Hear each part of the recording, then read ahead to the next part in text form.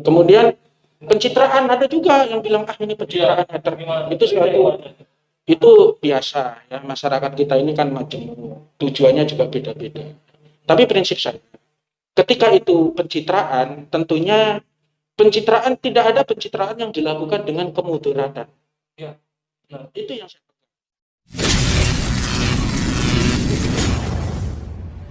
Oke, assalamualaikum warahmatullahi wabarakatuh. Balik lagi di Lintas Balikpapan Channel ya, yang membahas seputar informasi Kota Balikpapan, tentunya dengan narasumber yang edukatif, informatif, unik dan lain sebagainya. Nah, ngomong-ngomong nih, kali ini, bintang tamunya nggak sembarangan. Saya harus tegap, siap, nggak boleh sedikit ini, karena di sebelah saya sudah ada Kapolresta Balikpapan. Ya, pasti sudah pada tahu lah, Bapak Kombes Pol Turmudi. Gimana? Apa kabar ini, Pak? Alhamdulillah. Alhamdulillah. Sehat ya? Sehat sekali. Nah, kita akan ngobrol lebih banyak dengan Pak Turmudi ya, dan pasti teman-teman atau masyarakat Kota Balikpapan pastinya tentunya sudah tahu sosok beliau, apalagi sering masuk di akun kota, khususnya di Lintas Balikpapan juga. Dan beliau ini juga kalau menurut saya terkenal sering sekali membantu masyarakat, mohon maaf, menengah ke bawah. Sering kadang saya pernah lihat tuh di mana, di kawasan Pasar Baru, borong penjual donat, satuannya diborong, dan itu saya respect banget. Mohon dilanjutkan karena itu membantu usaha kecil masyarakat. Nah, tapi ngomong-ngomong, sebelum kita jauh ke sana, kita pengen tahu dulu nih, siapa sih sosok Bapak Turmudi ini? Ya, bisa diceritakan sedikit dan mungkin awalnya kenapa sih mau jadi polisi? Jadi gini, Mas Riyadi, ya. Saya dulu sebenarnya tidak ada muncul pengen jadi polisi itu, enggak. Jadi dulu yang mengarahkan saya untuk setelah SMA mau kemana itu kakak saya, ya, kakak saya. Terus udah kelas 3 itu saya ingat kakak saya bilang, udah kamu masuk Akabri aja. Oh, dulu masih namanya Akabri. Akabri. Nah, saya kan bingung Akabri itu apa? Tahu saya kan Abri. Tahun berapa? Tahun 92. 92. Ya. Taunya Abri gitu aja. Ini kok ada Akabri? Saya cari-cari tahu, tanya-tanya teman, apa sih Akabri itu? Oh, Akabri itu Akademi Angkatan Bersenjata Republik Indonesia. Dasar desa kan gitu kan.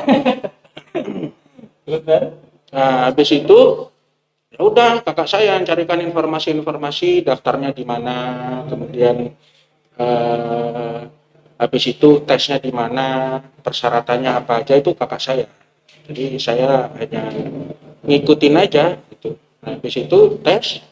Ya, pada saat tes juga kan ada, kalau Kabri itu disuruh milih pilihan pertama, kedua, ketiga. Saya pilihan pertama itu Angkatan Darat. Oh, Angkatan Darat. Pilihan terakhir saya milih jadi polisi. Tapi kan di sana dites psikologi, cocoknya apa, akhirnya ya saya pilih polisi hasil tes itu. oh, itu setelah lulus sekolah? Setelah SMA. SMA. Oh, waktu itu masih kelas 3 ya. Waktu di 92 itu aturannya kita belum lulus tapi pendaftaran itu sudah mulai. SMA di Trenggalek. Asli Trenggalek. Asli. Mencoba. Nah, terus awalnya kan dari kakak ya menawarkan untuk masuk Akabri, dan setelah jadi polisi meneruskan itu apa, dan yang kenapa mau gitu loh, kan biasa dari dalam hati walaupun tawarin apa sih yang jadi polisi, ada alasannya. Kakak saya ada yang polisi, ya, Brimob itulah yang memotivasi saya. Lihat, wah, saya ini polisi Brimob gagah juga nih. Jadi saya ingin meneruskan kakak saya, tapi sekarang udah meninggal kakak saya. Brimob. Nah, itu yang memotivasi saya. Oh, gagah nih jadi polisi. Dulu namanya anak muda kan taunya gagah-gagahan. Ini gagah, oh ya. So berseragam keren. Namanya orang di kampung saya itu, Iya. waduh luar biasa itu. Kalau jadi polisi, tentara, marinir, Iya. itu suatu hal yang sudah sangat luar biasa banget. Wih, membanggakan keluarga kan. Ya, Nah, kerja kampung lah. iya. Nah, dan setelah itu awalnya dinas di mana, Nada? Saya setelah lulus Akabri, saya dinas di Kalimantan Barat.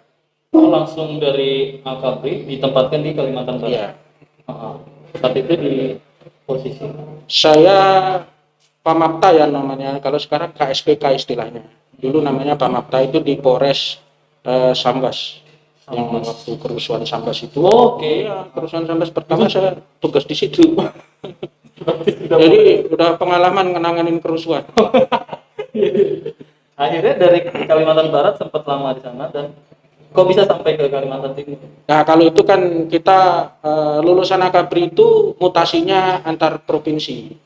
Biasanya setelah sekolah atau apa itu pasti akan ditempatkan di tempat-tempat lain. Waktu di Kalbar dulu saya ditarik ke Akpol lagi untuk jadi pengasuh di sana.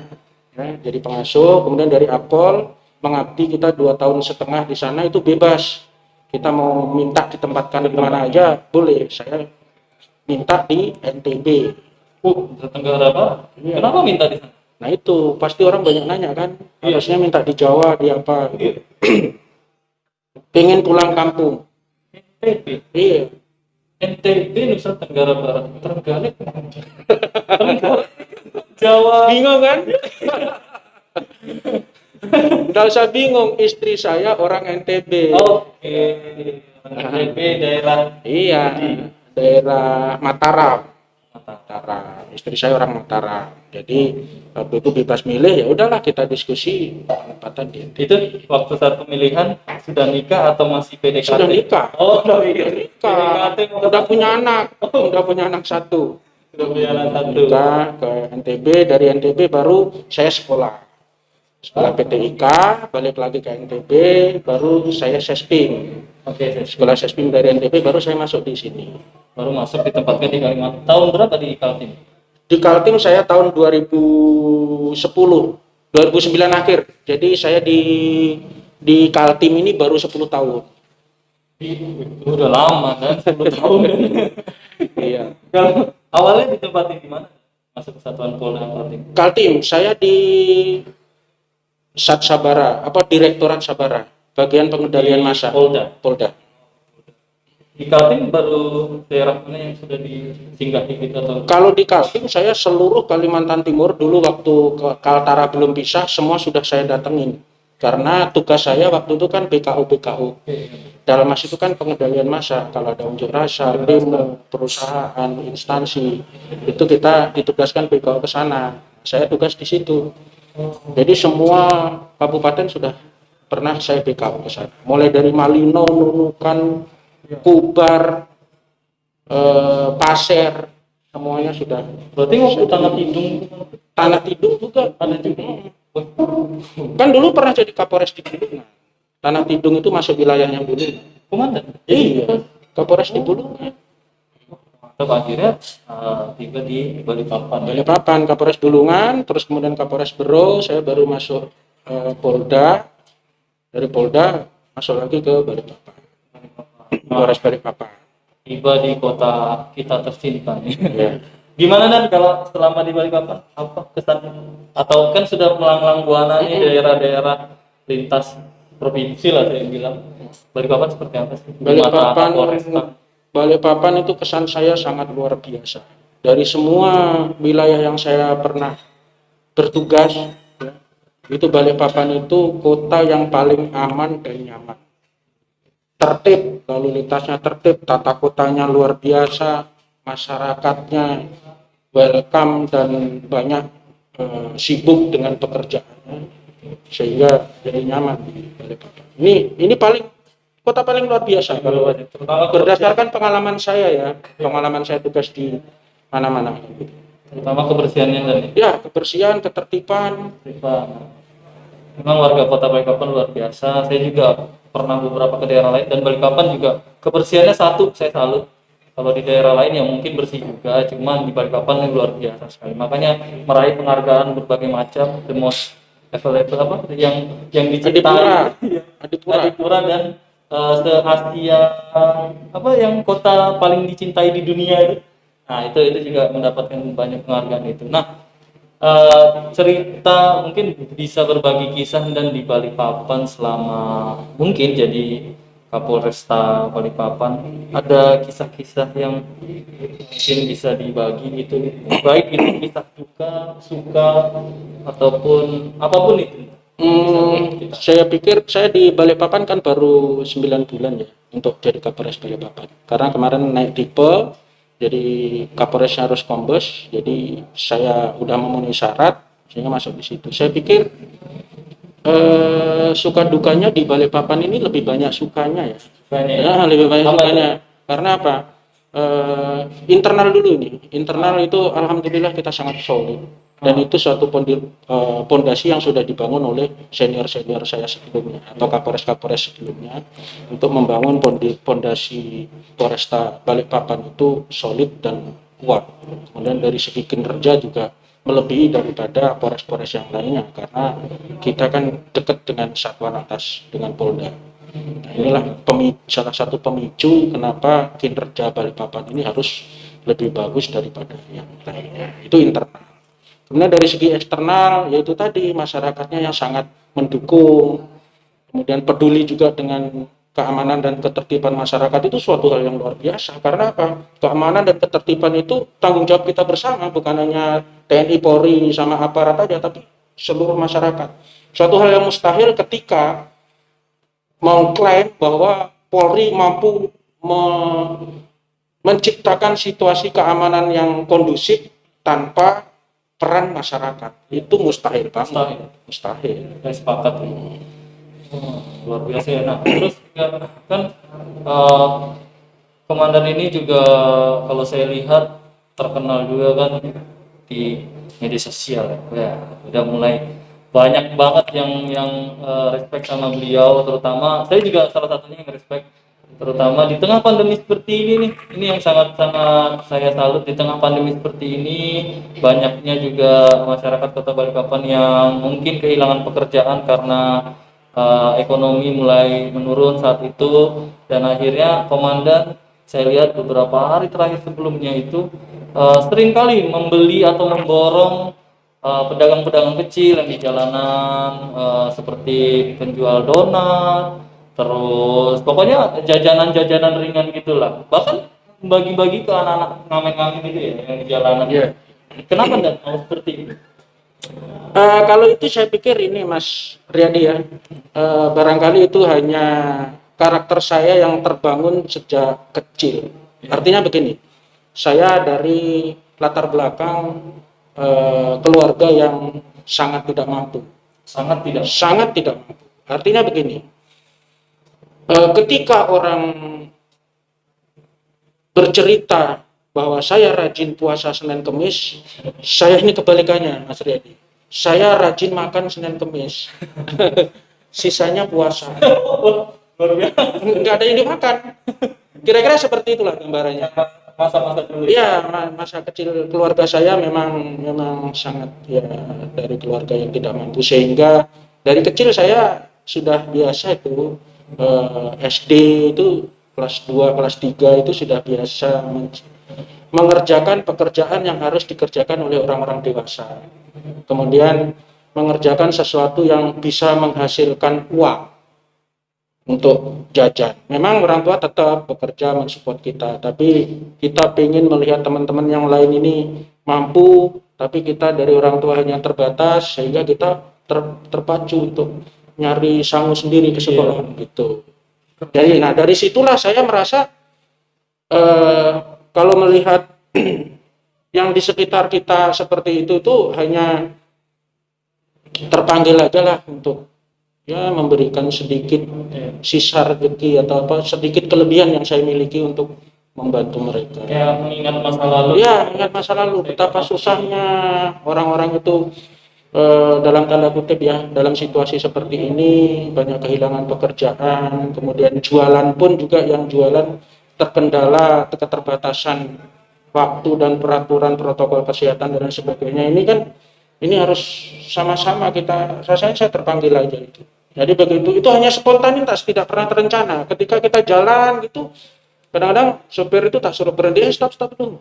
Kaget dia, minggir. Habis itu saya lihat jualan kan biasanya mereka ini kan di pinggir-pinggir pasar itu, saya lihat udah jam 10 tapi kok masih banyak. Jadi saya berhenti gitu aja. Dan saya bagi biasanya ke orang-orang yang di sekitar situ aja. Saya respect. Tapi gini lah, kan kita tidak tahu ya di media sosial itu kan juga, maaf ada haters. Sering mendengar omongan miring, misalnya mohon maaf ini misalnya pencitraan aja nih, Iya. atau dibuat-buat dan lain sebagainya. Iya, saya jarang mengikuti medsos ya. Setelah tahu itu diupload oleh medsos tertentu lah, atau ada kadang-kadang minta ke saya juga, terus saya ada video itu, kadang-kadang sekali 2 kali aja saya mengikuti, sisanya buat apa. Ada juga yang bilang, Pak Kapolres usahanya apa sih? Oh banyak uangnya. Tapi saya pikir dengan gaji saya untuk anak istri sudah cukup, pastilah ada sisa sedikit-sedikit untuk diberikan kepada itu. Kemudian pencitraan, ada juga yang bilang ini pencitraan hater. Itu biasa ya, masyarakat kita ini kan macam, tujuannya juga beda-beda.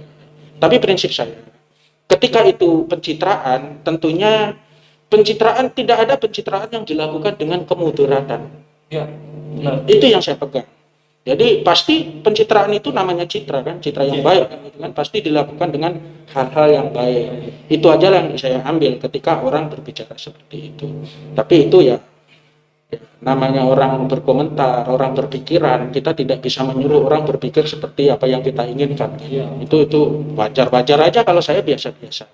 Dan tidak mengurangi niat saya, tekad saya untuk selalu melakukan itu, karena memang itu dari kecil. Berarti udah nanggapinya biasa aja. Biasa aja. Karena biasanya kalau netizen atau masyarakat itu, kita berbuat baik aja belum tentu dinilai baik. Ya itu sudah jadi hukum alam. Sesuatu yang kita lakukan untuk kebaikan belum tentu diterima dengan baik, itu udah pasti. Karena niat kita, tujuan kita kan tidak tahu orang maunya apa. Gitu.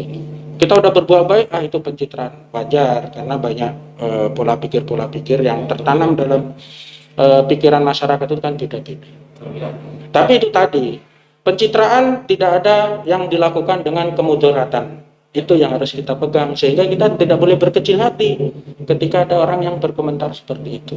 Ya, mantap. Ini saya merasa sejuk amat ya. Tadi tegang keringatan di samping. Ini komandan. Ya, memang seperti itu ya, lika-liku kehidupan juga kita sering menemukan adanya hujatan dan sebagainya. Kita sudah berbuat baik, tapi biarlah dari niat kita terus biarlah ini Tuhan yang kopi. Bosnya nggak nawarin kopi, tapi ini dikasih kopi nih. Wah, mantap ini, tempatnya mantap dan ini memang servis dari. Nah, ini salah satu ekonomi rakyat. Ya, servis dari kita ini dan kopi. Oh gitu ya. Mangala. Sudah. Jadi gini dan ini tempat recommended buat masyarakat ya. Nanti kalau komandan mungkin dan jajarannya pengen nongkrong santai gitu, untuk diskusi, untuk ya sekedar melepas penat, bisa di Kopi Mangala ya. Itu Instagramnya @dikopimangala. Tapi harus tetap protokol kesehatan. Oh tetap, ini sudah ada dikasih ini dan jaga jarak. Jaga jarak. Jadi di sini enak banget lah tempatnya. Lokasinya ada di gedung parkir, posisinya di belakang, persis bersampingan dengan Taman Bekapai. Itu ada di situ, namanya Kopi Mangala. Jangan lupa ajak teman-temanmu ke sini, pacarmu, selingkuhanmu, ajak jadi satu. Jadi bercanda. Iklan nih. Berapa persen sudah disuguhi? Berapa persen? Nah, ini kalau berbicara ini dan ekonomi rakyat, kan polisi tidak hanya menangani kriminalitas, keamanan dan sebagainya. Hal-hal seperti ini kan juga masuk dalam tupoksi ini. Itu ya saya ceritakan sedikit. Jadi begini Mas Riyadi ya.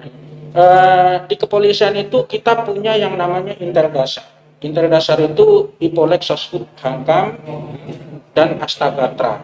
Ya,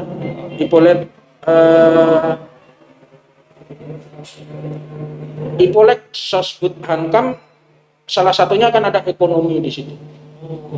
Salah satunya ada ekonomi, sektor ekonomi. Jadi semua permasalahan yang ada di tengah-tengah masyarakat itu ilmu pengetahuan, politik, ekonomi, sosial, budaya, kalau tidak dikelola dengan baik, itu pasti akan ujung-ujungnya lari ke masalah kamtipmas. Seperti ekonomi. Ekonomi kan ada satu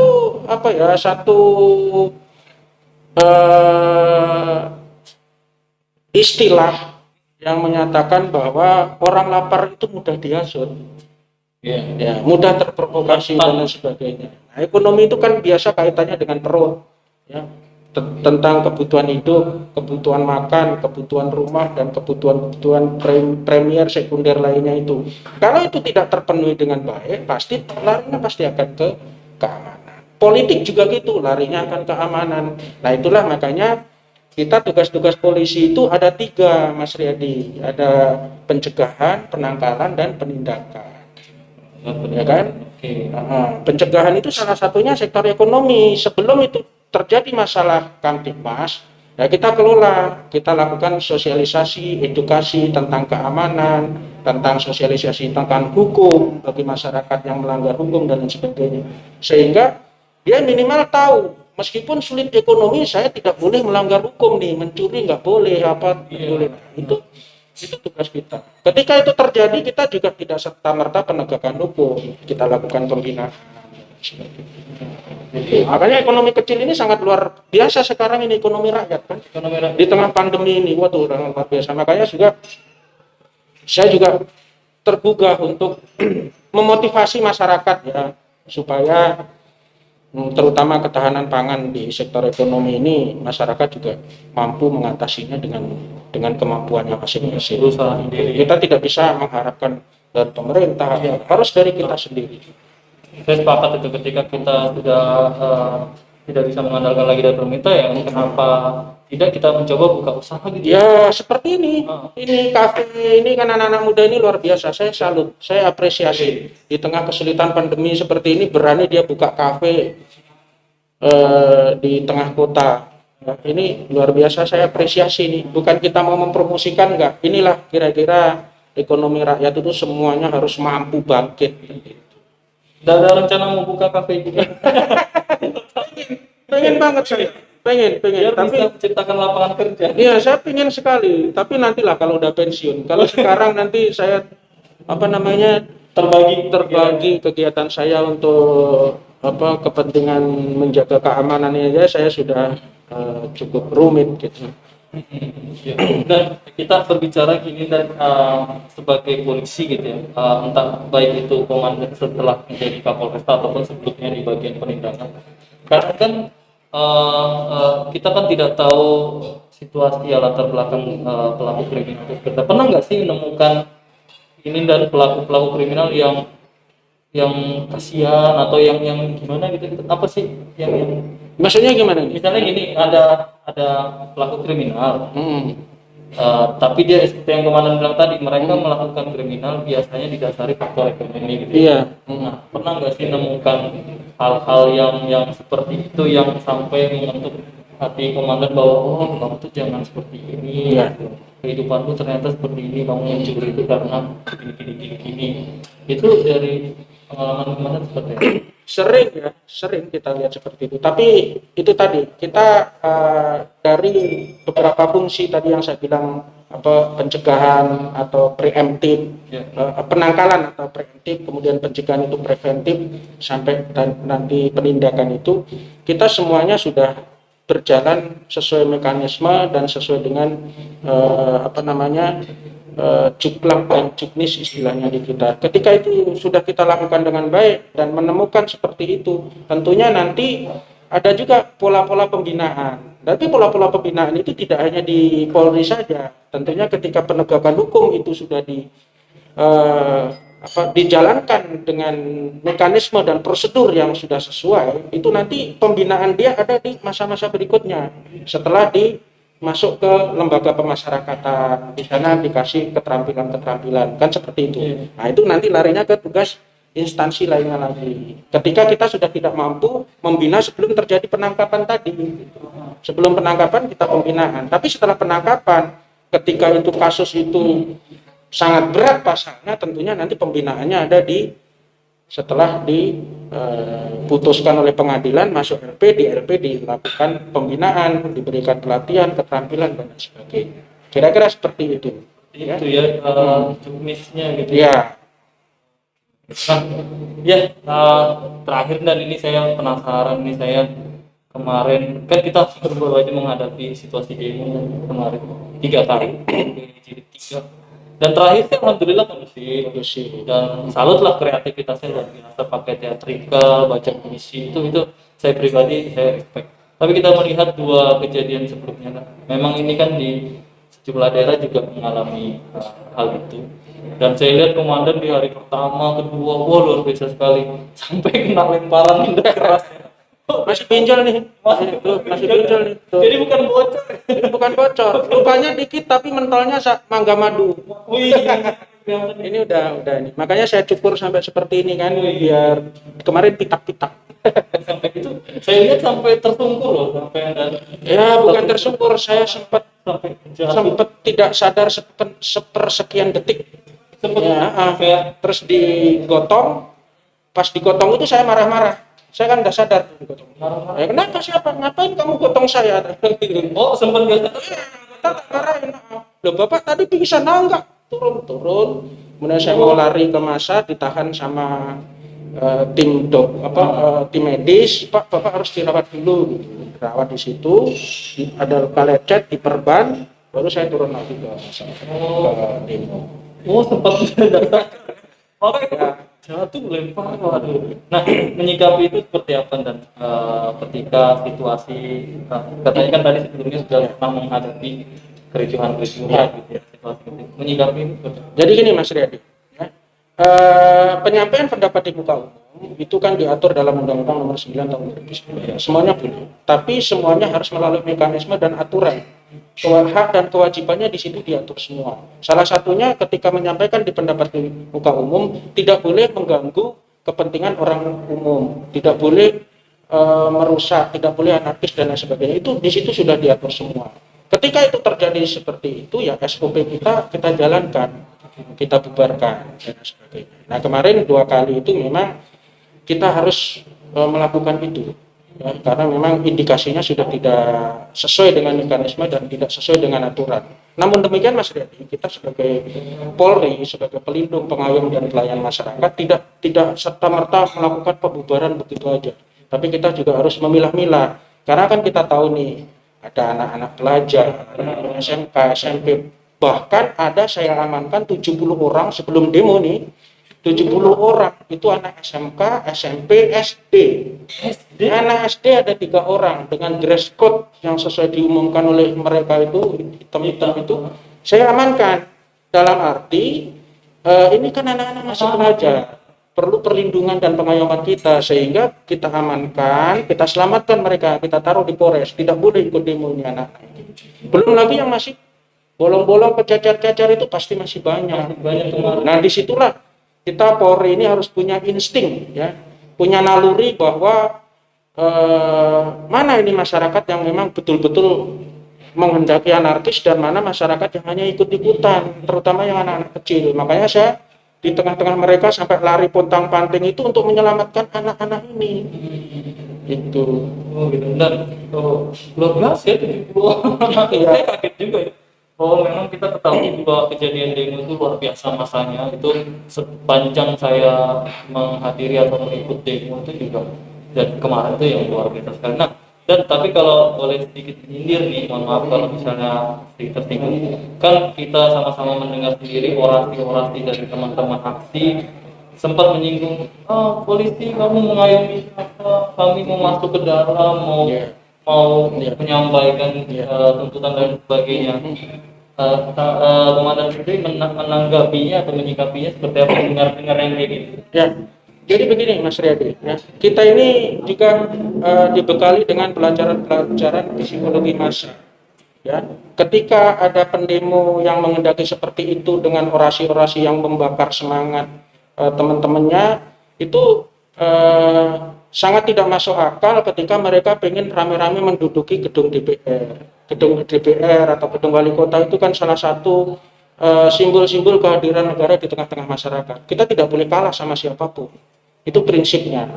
Nah, ketika mereka menghendaki itu masuk semua dengan 1.000 lebih ya, itu masanya hampir 1.000 mungkin ya, kan nggak mungkin. Sementara kapasitas DPR cuma berapa? Ini kan nggak masuk akal. Terus siapa yang menjamin dia tidak emosi di dalam dan lain sebagainya? Itulah artinya kita sebagai pelindung, pengayom, pelayan masyarakat itu tadi melayani, kita negosiasi dengan DPR maunya apa, tapi tidak ada titik temu.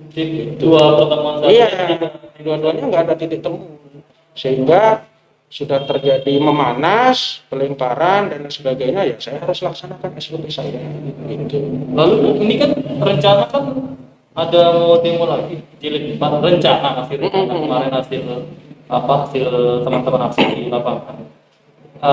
Persiapan apa yang alhamdulillah yang ketiga sih kondusif. Iya, kondusif. Yang selanjutnya seperti apa? Ya saya pikir itulah kira-kira gambaran masyarakat kita, terutama mahasiswa Balikpapan itu, kira-kira demo jilid 3 itulah gambaran kecerdasan intelektual, emosional dan spiritual sebagai seorang anak-anak muda ya, mahasiswa calon pemimpin bangsa ke depan. Kira-kira gambarannya seperti itu.